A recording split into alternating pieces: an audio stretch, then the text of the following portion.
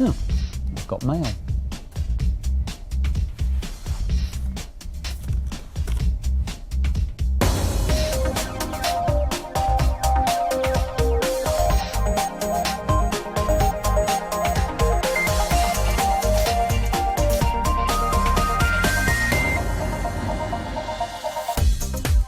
You can forget about all that email. This week on Click, we'll look at how you could soon be getting your post, stamps and all, online. Plus, a look at the future through different eyes. Our second report on augmented reality looks at how we might play and live with an added dimension. All that plus the latest tech news, your views, and the best of the web in Webscape.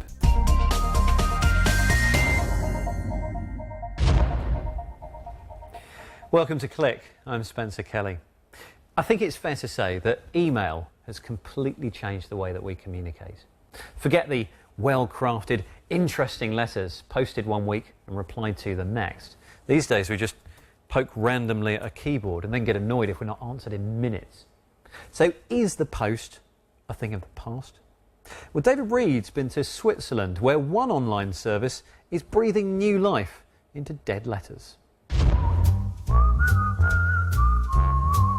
38 years of 6 o'clock starts, and postman Claude here is still whistling his way to work.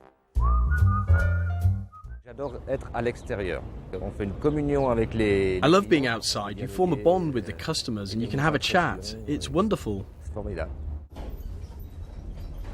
Fresh air, some of the fanciest addresses in Geneva, and all that invigorating human contact.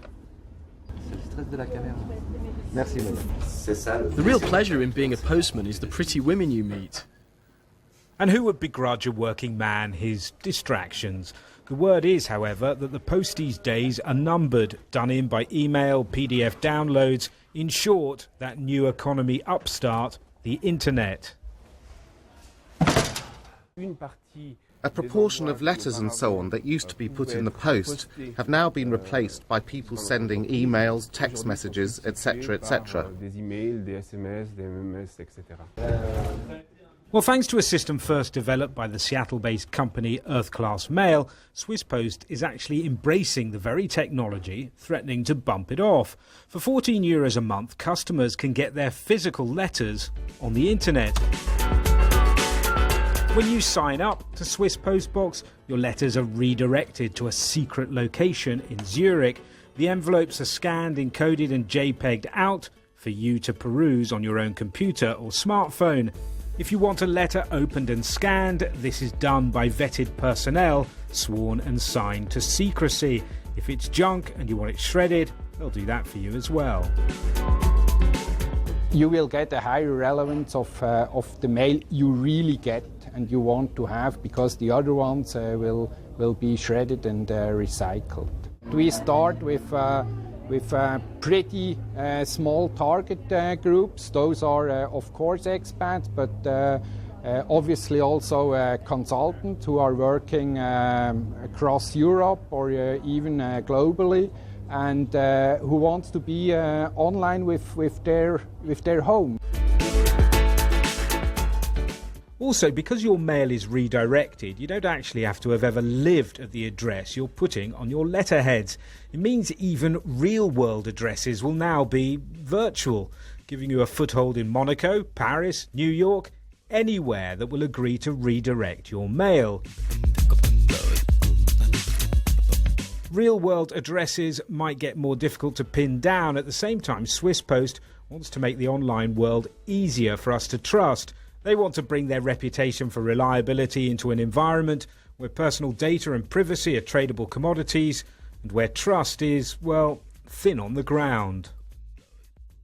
Every postal business is a real trusted third partner in their countries. What we are lacking to do, let's say, real business online is this third party trust. I mean, internet is a fantastic tool, but it's also a wide space for criminals. And what we try to really be the trusted third partner in this internet environment.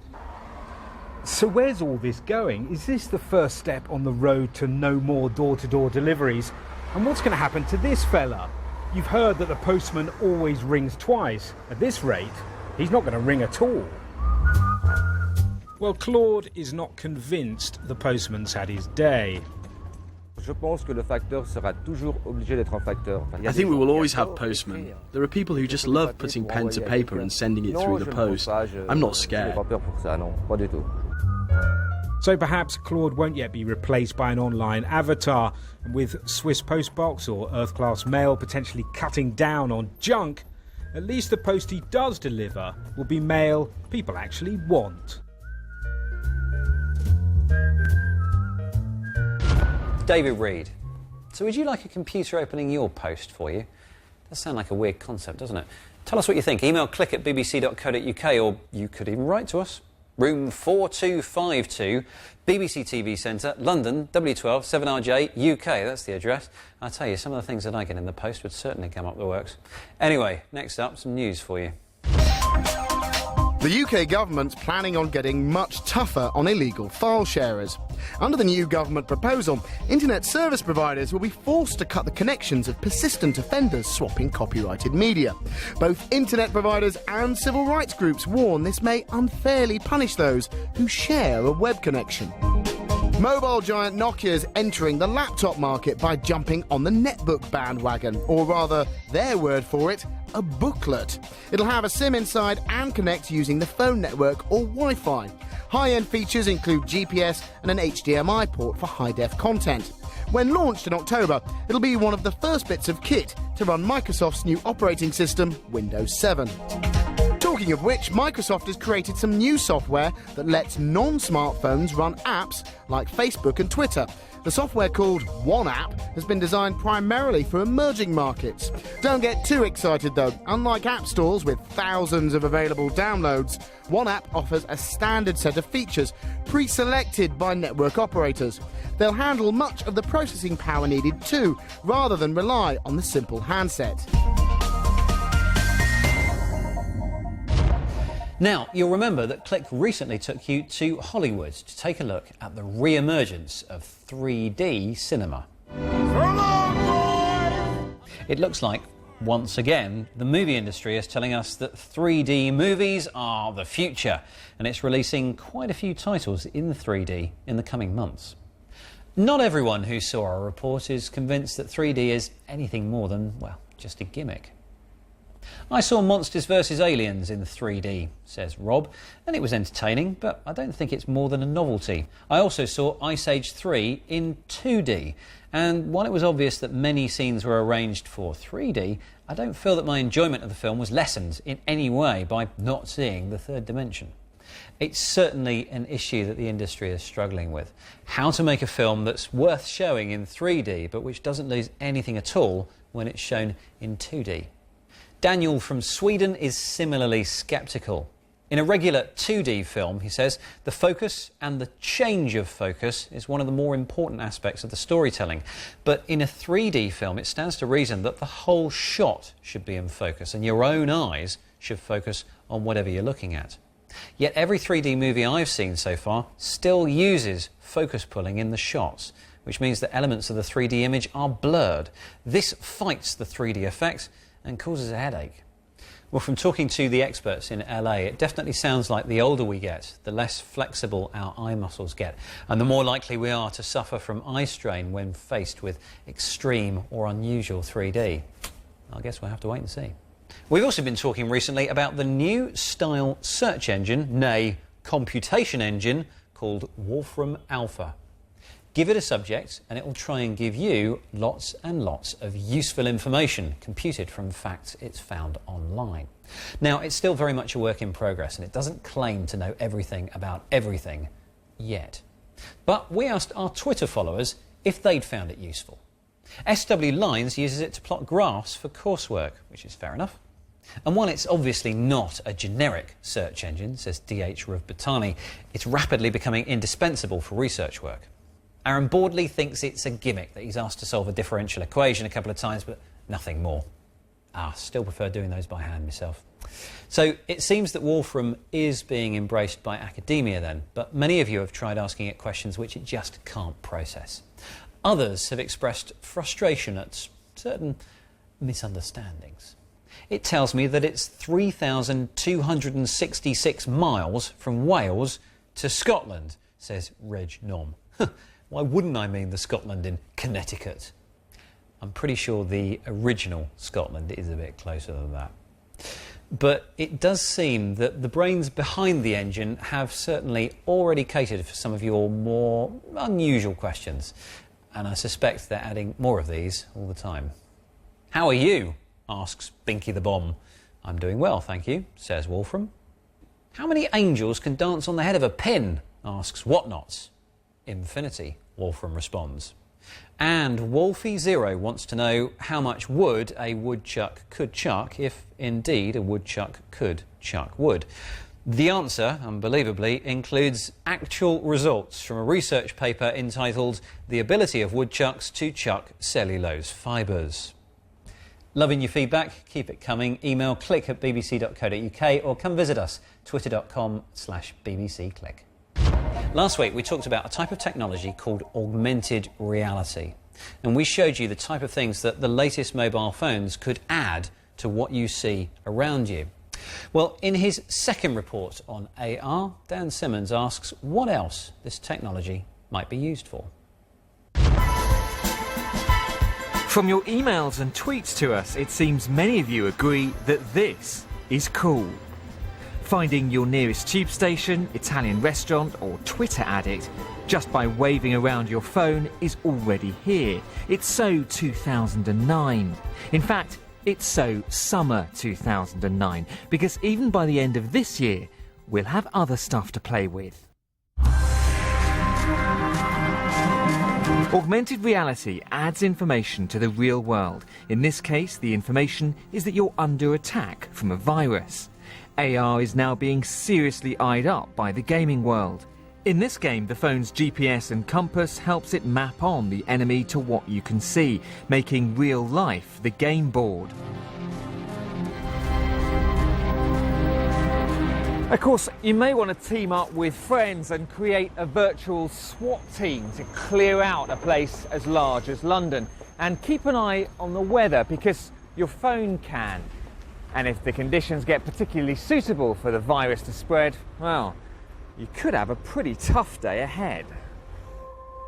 Of course, there'll be the obvious concerns about getting too wrapped up in the augmented bit of your reality. The game's developers say they'll be keeping an eye on that when it's released next month.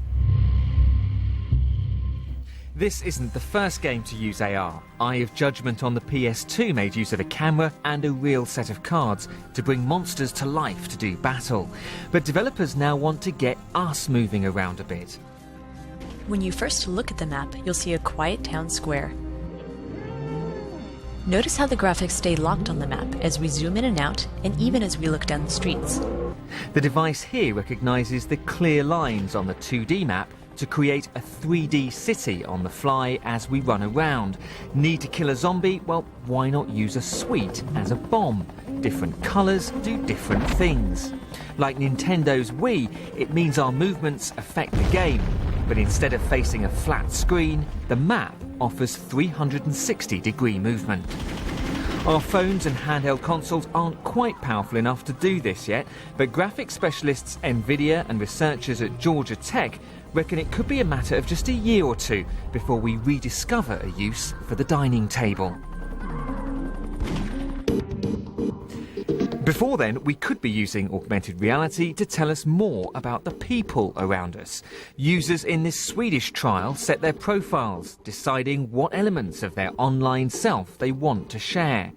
The cameras on our phones would then recognise faces and fill us in on what they'd been up to. This mashup of social networking and AR needs two things to happen before it becomes real.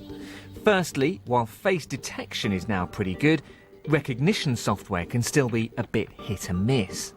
Secondly, we'll have to want to have cameras pointed at us, and in future be prepared to wear these virtual signposts for strangers to see as well. But it may help with deciding on that opening chat-up line.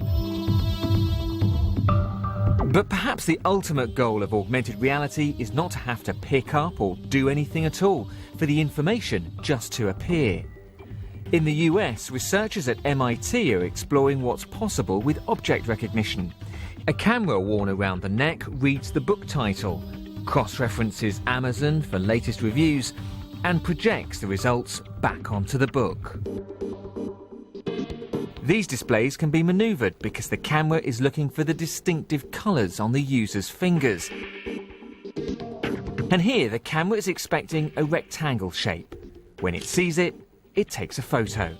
Again, the technology is already here. Nothing needs to be invented as such. It just needs to be put together in a slightly more fashionable way, and not use so much power that we have to be plugged into the mains. This might be the solution. A contact lens with an integrated radio receiver.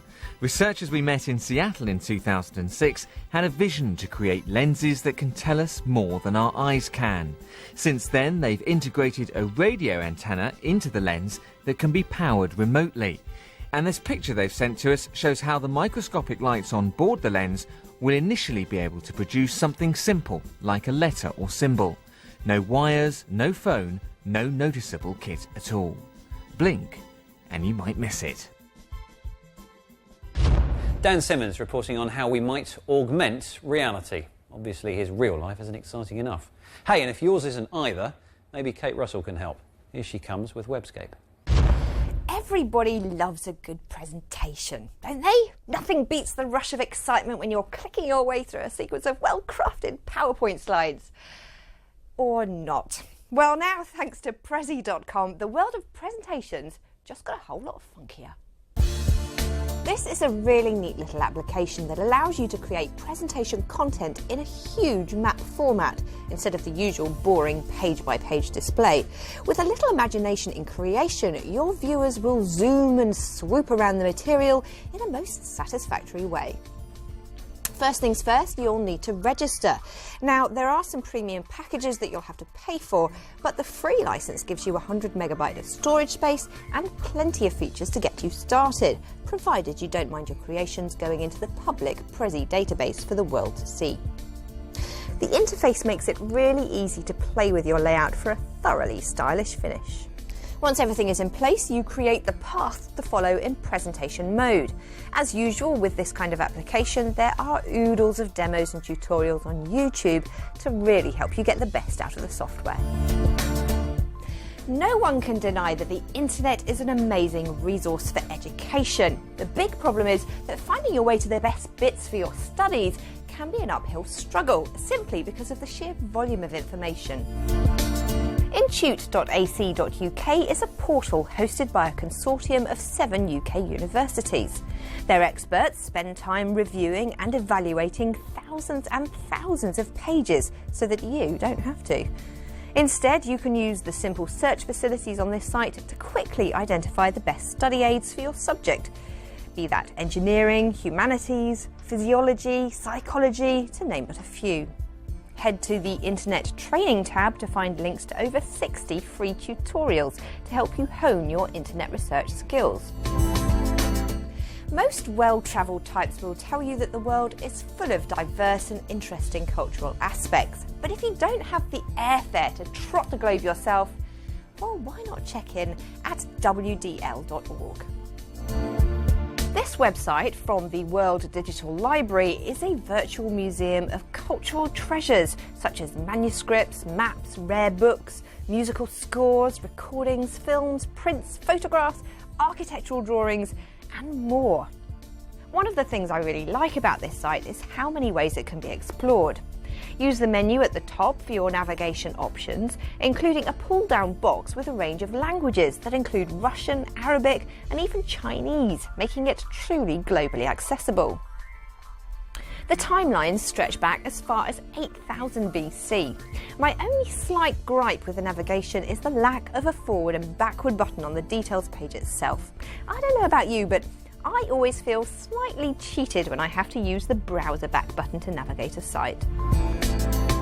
And finally, you've heard the old joke, 2 drums and a cymbal fall off a cliff, but if you actually actually threw 2 drums and a cymbal off a cliff, would they really make that sound? TomScott.com has the answer. You ready? Ready! What's black and white and red all over? A badger in a blender. Yes! This brilliantly meaningless blog features a number of films made by Tom Scott and friends that answer some of life's most meaningful questions, such as, can you really remove your fingerprints with a pineapple? One of my favourites is watching Tom and his friend Matt compete to get in the back of as many TV news broadcasts as possible on Budget Day 2009. These guys are seriously silly and very funny.